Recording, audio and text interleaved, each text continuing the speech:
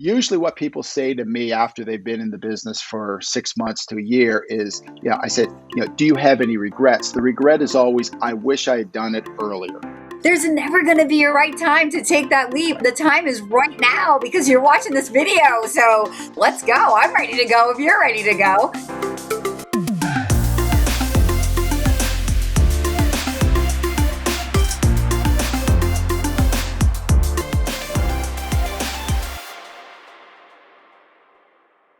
Welcome back to the Daily Coach YouTube channel. Today, we're going to have a great and inspiring conversation with my great friend, Kevin Wilson. He is the CEO of Buzz Franchise Brands, here to talk to us today about building a franchise brand and selling it to private equity.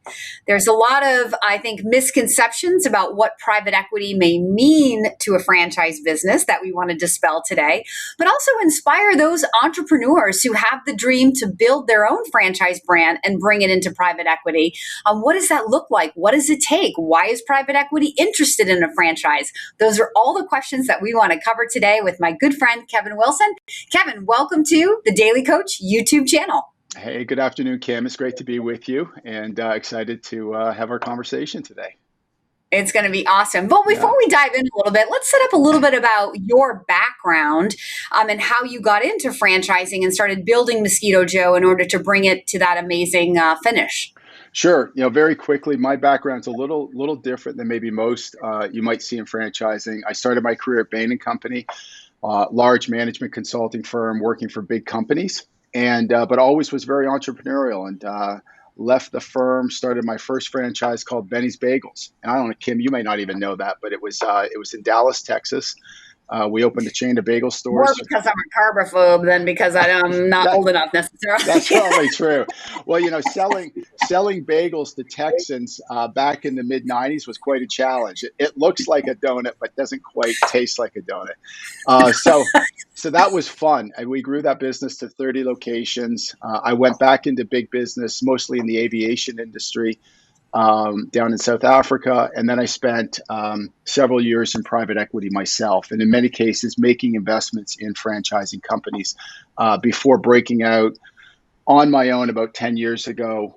We bought a small company called Mosquito Joe. It had a couple trucks, a few hundred customers, and then we turned that business we rebranded it, raised money, hired a team, and then grew that through franchising to about 350 locations in the country, 34 states, and we sold that business. But since then, we've also built and started to grow other businesses: Pool Scouts, Home Clean Heroes, and British Swim School. So that's a little nutshell of my background. It's so unbelievable. So we're going to backtrack a little bit because you blew right past this whole Mosquito Joe thing. Okay. Yeah, we can do So when you acquired Mosquito Joe, was it with the intent of building it and selling it into private equity? Not exactly. It was always with the intent of building a great company. And if you do that, you start with the foundation, you build a good team, you build it with good franchisees, you make sure that the system works, then you have a lot of options after that. One of the options is to sell the business. Another option is to continue to grow it. We considered all those options, but it was never right from the very beginning to sell the business. It was all about building something that really worked well, that helped make franchisees successful. It really is a great company. I can attest because I placed many a franchisee into Mosquito Joe. So always had strong validation. Okay, so you didn't start out on that path. So you were just building a solid company. I guess you weren't trying to meet certain targets or markers to then say, okay, now we're ready to move on to the next thing. No, not exactly. I mean, we raised money from outside investors, but it was always individual money. It was never institutional money. So it allowed us a little bit more flexibility. Certainly, we didn't feel like we ever had a gun to our head to get some sort of exit at any one time.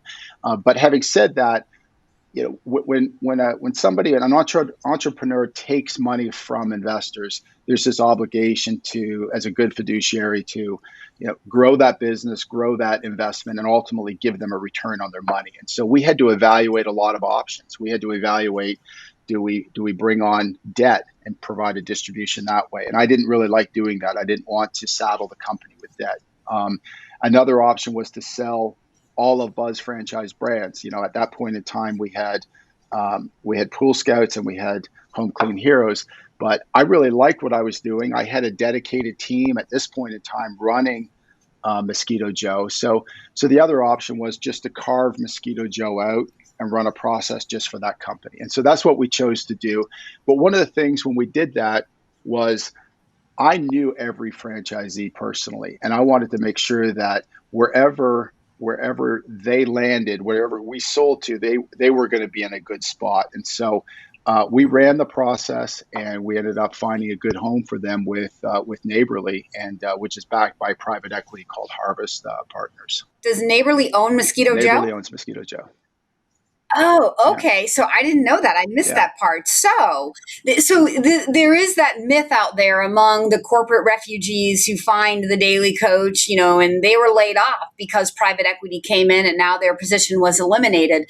So how does private equity affect franchising? Is it more positive than negative, or could it be both? I think it absolutely could be both. I think it really comes down to the firm, their view. In this case, Neighborly was a well-known franchising company in the country. They're very large in the service brands concepts. They're well run. This was really an acquisition by them, where Neighborly then is owned by private equity. So I felt like with Mosquito Joe, the management team that was going to be going with the business, all of whom I'm close to, as well as those franchisees, were going to be part of a new family that would be well run. It ultimately, as an entity, Neighborly will likely be sold again because that's what they've done historically. I think they've been sold 4 or 5 times. But it won't really impact the franchisees. At the end of the day, the franchisees have their franchise agreement that they've signed, and they have to, all those obligations have to be honored by the acquirer. But the most important thing is to make sure that they're with a group that understands franchising and understands the support that's needed for franchisees. Yeah, so certainly Neighborly does or did. Does. Yeah, that's their core business is franchising. So that makes a ton of sense. So, does it culturally, I'm coaching my candidates when they start thinking about a franchise, because nobody wakes up, no offense to how cute Mosquito Joe is, but nobody really wakes up and goes, oh yeah, show me that mosquito business, Kim, right? So there's a little sales job on my part I got to do. But really, it comes down to, you're investing in leadership. You're investing in people. I want you to find people, not a widget. The widget can become irrelevant if the people behind the widget aren't smart enough to keep adapting and driving that brand and that widget forward, Absolutely. right? So what happens to the culture and the leadership when the leadership change comes in? What happens to the culture that franchisee raised their hand and said yes to? Is that a very like a delicate dance that has to happen in that buyout situation? I think it depends on the franchisee and the individual, and everybody can. So I actually believe that most franchisees, they create a culture in their company for themselves, or whatever that is. They have employees, they have customers. They're going to create their own subculture of whatever. And I think that's, for a franchisee, I think that's largely the most important thing for the success of their business. If you move up a level to their relationship with the franchisor, we have a unique culture at Buzz Franchise Brands. It's very different than Neighborly's culture at Buzz than we are. Their culture works well for them. Our culture works well for us. I think the management team of Mosquito Joe is the one probably more impacted by culture differences than, say, the franchisees are when an acquisition goes through. So for the entrepreneur who's listening, who has the idea of building a franchise brand and taking it, bringing it into private equity, what advice do you give to that entrepreneur? You can never go wrong when you focus on the people, right? And I think if you focus on your people, you take care of your people, you develop a good strategy for the business, hit your targets, grow it, you're going to have a lot of options out there. That's sort of the approach that we took. I've seen that similar approach with franchisees as well. I know you probably want to talk about that as well, but I've seen the similar approach with franchisees where, they've got a view of where they want to be in 5 years. They want to get a certain number of territories. They want to scale those territories to a certain level, and then they want to leave enough for there's more growth for the next person coming in. But at that point, they've been at it 3 to 5 years, and it's time for them to realize their liquidity event. And very common. Yeah, it's so true. I mean, I'm coaching all of my candidates to always begin Yeah, with the end in mind and not to think so long term, because that's a big, weighty decision that really becomes hard to make. But if you set yourself up that within 5, 7, maybe up to 10 years, you want an exit for yourself, whether that's, passing it on, selling it to a manager or selling it somewhere else. absolutely. And let's say that you get there and you're having the time of your life and you keep going, it's a win. But if you get there and you're ready to sell, it's still a win in your mind. And I just like that better than people feeling like this was going to be the thing I did for Yeah. 15 years. And then at year 7, they're like, man, I want to sell this business. And in some way, it sort of feels like a little bit of a failure. Yeah, I mean, look, we had a story, Kim, I love to tell, and I think they set it up better than anyone. It was a couple that came to us from Baltimore. He was a former U.S. Airways pilot, and currently he was a pilot with he flew the private jet for Under Armour. And when he met me, Not a bad no, gig. great gig, right? I mean, he said, but you'll like this. He said, Kevin, my dream here is, right now I walk up the steps of that airplane and I turn left. I want to be able to walk up the steps and turn right. And so that just resonated with me right away. And so As a pilot. you're right. And so he said, look, I want to make sure that we have enough to realize what we want to do. So they took they took 5 territories. I think they came back and bought a sixth and maybe seventh after the second year. But they grew their business to a level where they had set their goals. They then ran a process with, at this time, we had just sold to Neighborly. They ran a process with the development team at Neighborly, and they found a buyer for their business. Their goal was to move from Baltimore down to Florida full time. They moved down to Florida, got a place on the water, and this is the part that I love to tell: is they got 2 jet skis. The colors were branded in Mosquito Joe colors. One jet ski is called Mo, the other one is called Joe, and they are living their dream, and they did exactly what they said they were going to do. And we've had them back to talk to franchisees at conventions and other things. They were one of the speakers at our Pool Scouts convention, and they just had a plan and they executed the plan flawlessly. There wasn't ups and downs. Nothing is linear, right? But they had a plan and they executed it great, and I love seeing that. I mean, our mission at Buzz Franchise Brands is to enable people to realize their dreams. And one of the reasons why we've always connected with you, well, Kim, and the consultant community writ large, is that that's what we're doing. We're helping people improve their lives, getting into an opportunity. And these guys just did it perfectly. So, anyways, short story. Yeah, it's so great. Yeah, That's such a great yeah, story because I mean that's what we're all here to right, do. The Daily Coach is trying to do the right. same thing, helping people realize their dreams. That's what gets us out of bed every day. That is the entire purpose of this YouTube channel and Kim Daily That's TV, great. right? To share the good news, the inspiring stories in franchising of everyday people changing their lives. And how fun to hear that a pilot, a sexy Yeah, pilot at yeah, that, or a corporate company buying into a mosquito spraying company, like that's a Kim Daly kind of yeah. story. And it's interesting because it's everybody thinks about like in this case, mosquitoes, outdoor pest control. I go, this is terrible. But it's all about taking care of customers, providing a service they find valuable, taking care of your employees, building, treating them better than they've been treated anywhere else. And then over time, you just build this great foundation and you build this business that, when you wake up 5 years later or 3 years later after hard work, you've got something that's really valuable. And it's fun to see, and you feel rewarded. You feel like you've achieved your goals. Yes, And equity equity is yours that's to yours to sell. sell, at the Right. end of it. That's the goal, right? Whether you're the franchisor selling it or you're the franchisee building it and selling it. That was a great way to set that up. Awesome. So, okay, so let's flip back now to the conversation about the entrepreneur maybe thinking about building a brand.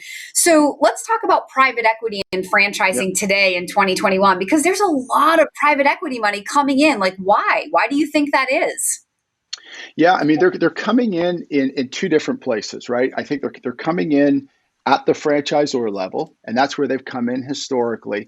And they like the franchising business because for a couple of different reasons. One, we have franchise agreements that typically are 10 years in duration, so there's certainty around revenue and commitment levels.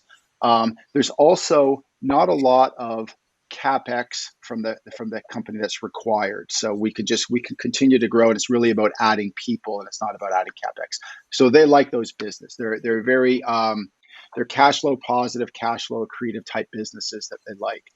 What we're seeing recently is private equity coming into as franchisees. And historically, we've seen that in the restaurant industry, bricks and mortar. You saw a lot of that, but we're now starting to see it in service brands and other types of concepts of franchisees, where they're coming in and they're either doing one of two things. They're either focused on a single brand and growing as a franchisee, or in some cases, they're focused on certain markets and becoming multi-franchisees, multi-brand franchisees.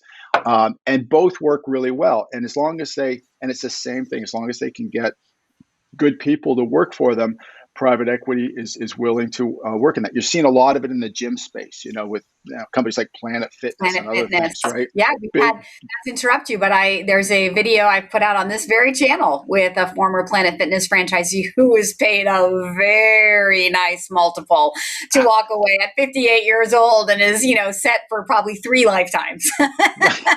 No, Yeah. and that's great. And that he spent his time, and now they're handing it off to the next, either the next generation, or in this case, private equity. And so, and then the final answer to your question, why, is just that there's just so much money out there in these private equity funds. They've got to deploy it. They're willing to pay some multiples that are higher than maybe they have historically, because they've got to put the capital to work over a short period of time. And so, and that doesn't seem to be abating. That just continues.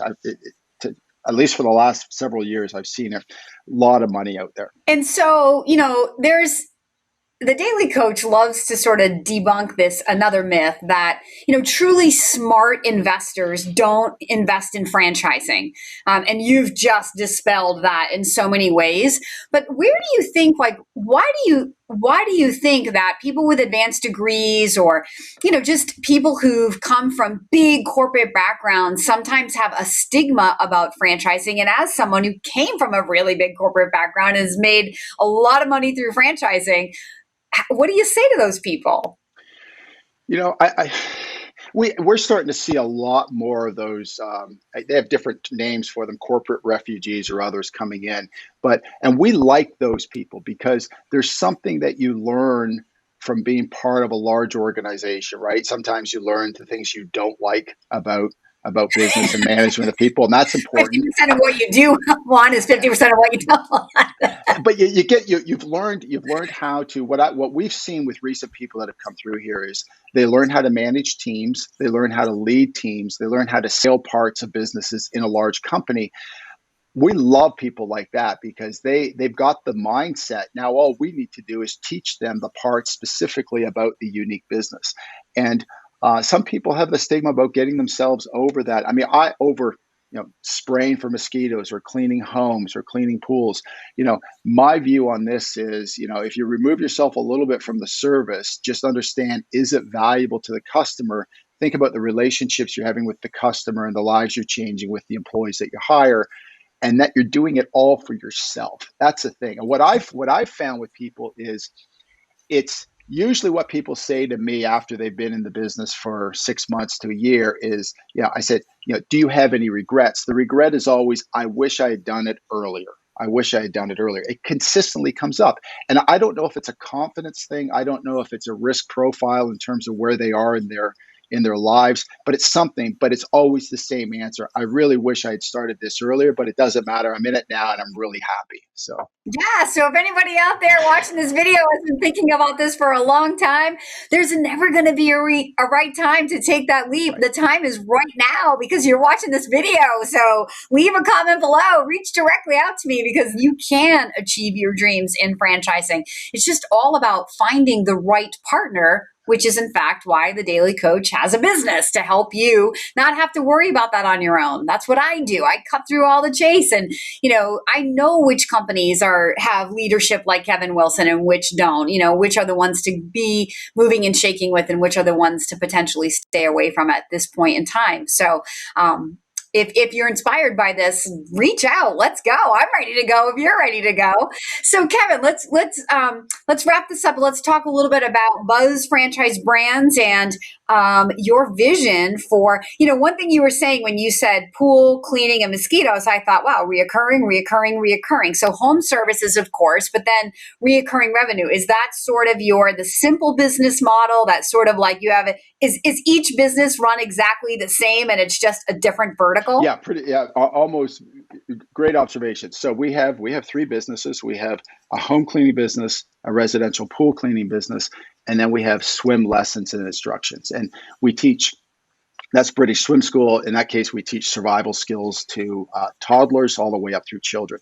But if you look at the similarities across these three businesses, there's more similarities than there are differences. One, they're all low investment. Two, the fixed operating costs on all of them are very low. Three, all are very high gross margin businesses. So there's, after you cover your employees, there's very little to cover after that. You get to a very quick break even, and they're all ramped very fast. But one of the things we like about all of these businesses is we get in front of the customer either weekly or bi-weekly. And in the case of British Swim School, we're getting in front of those customers a couple times a week. And so when that happens, we end up getting really good engagement with the customers.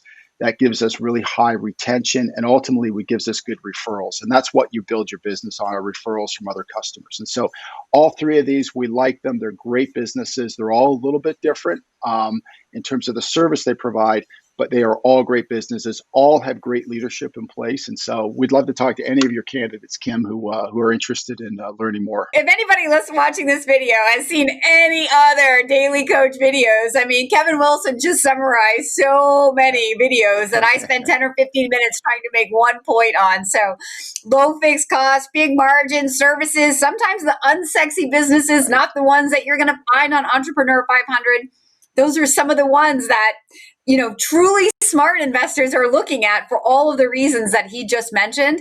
If you are inspired by this video, whether it's to learn more about the private equity route, or if you're just inspired to take your own journey into starting your own franchise business, I absolutely encourage you to leave a comment below, and then I can pre-qualify you and check the territory for any of the businesses that you may have interest in. And, maybe we have a deeper conversation to make sure that what your goals are, these, can be achieved through the businesses at Buzz Brands first. Does that sound like a good idea, Kevin? I love it. It's a great idea. As Kim knows, I make a lot of referrals to people, and Kim's one of the best out there. So, you won't go wrong with Kim. She'll understand what your needs are and get you into the right location. It's so true. You blessed me with so many of your amazing friends. I love you so much for that.